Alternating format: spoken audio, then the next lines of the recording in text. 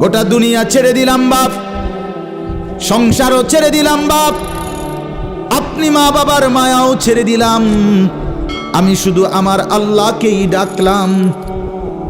আসা আল্লাহ আকুনা বিদুআই রাব্বি শাকিয়া।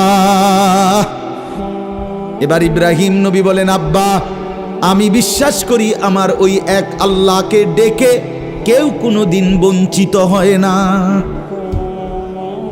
মখলুককে ডেকে হেরে যায়, নেতা ভুলে যায়, কর্মীও ভুলে যায়, মা বাপও অনেক সময় রাগ করে, মা বাপ অনেক সময় ভুলে যায়, সন্তানও মা বাপকে ভুলে যায়, সবখানে হইতে পারে এমন, কিন্তু আমার আল্লাহকে ডেকে কেউ এমন হয় না যে বঞ্চিত হয়।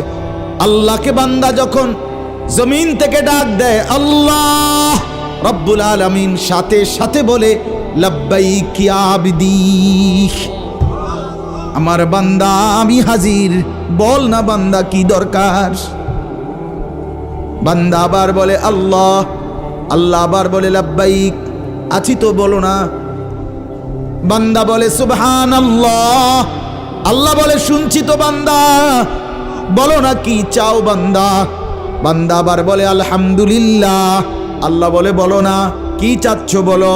আল্লাহু আকবার, বলে আবারও বলছি কি চাচ্ছ বলো না, আমি তো শুনতেছি, আমি তো আছি বান্দা।